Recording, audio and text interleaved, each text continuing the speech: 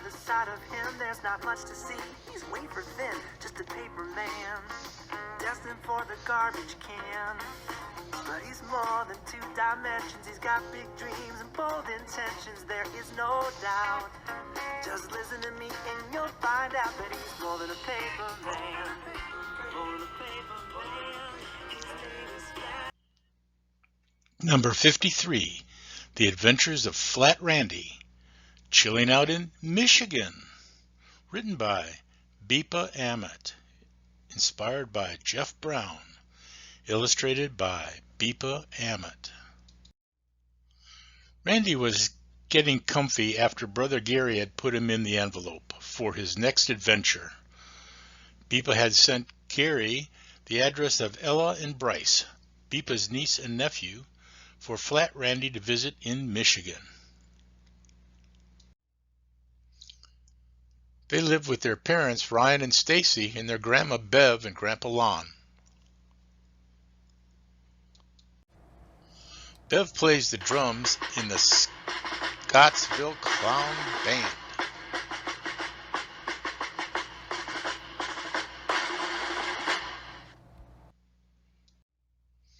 Flat Randy was ready for a trip. He remembered how nice Grand Haven looked from the pictures that Ella and Bryce had sent Bepa.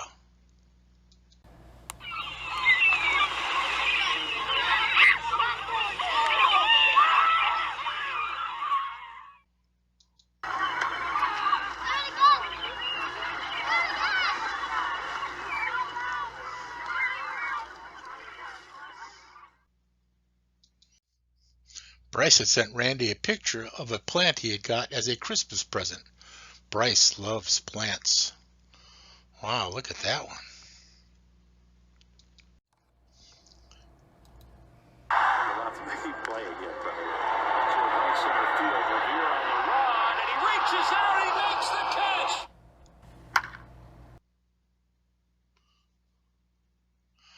And Ella had sent a picture of her playing baseball.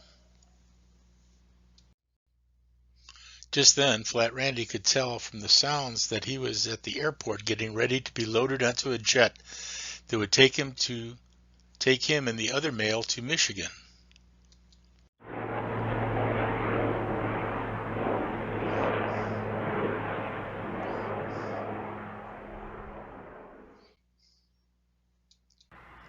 Then take off.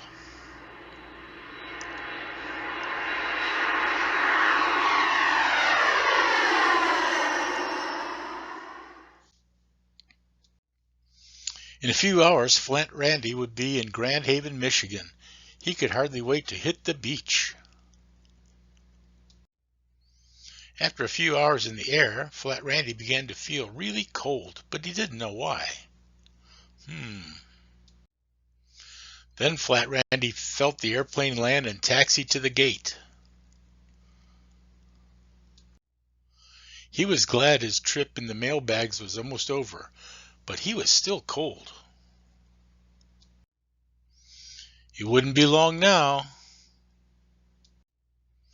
Ella, Bryce, and Bev had been waiting and watching for the mail truck for several days now. They couldn't wait for Flat Randy's arrival. Then Bev saw the mail carrier go by and rushed out to get the mail and hopefully Flat Randy. Grandma Bev at the mailbox. Bev was excited that a large envelope had arrived and quickly opened it up. Inside was Flat Randy. "Hi, Bev. Why is it so cold? I'm freezing," asked Randy. Bev explained that it was the dead of winter and it's always this cold in Michigan in winter. Bev took Flat Randy and hurried to the house to get him warmed up. This sure was not like the cruise with Gary or the warm weather in Florida. Brr. Oh, poor Randy. He looks frozen. Bev took Flat Randy into the house to warm up with cups of hot cocoa. Everyone was excited that Flat Randy had come to visit. Ella even drew a picture of Randy. Oh, that's so nice.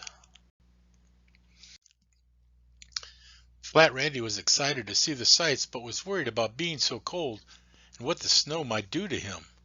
Ella came up with a good idea. Boing! Let's put Flat Randy in a snowsuit. Ho, ho, ho. Well, that's a good idea, but I don't think we can find a snowsuit that would fit him. I have another idea, said Ella. Boing! A Ziploc bag will do the trick. Now that Flat Randy was warm and dry, they headed off for their sightseeing adventure. Oh. Over a frozen bridge, climbing up a frozen tree. Flat Randy couldn't believe how much snow there is. Bryce takes Ella and Randy on a sled ride. Yay! This is fun. They showed Randy where Ella plays baseball. Summer, winter. Oh my goodness. Flat Randy is having a great time, but it's time to go back to the house to get warm.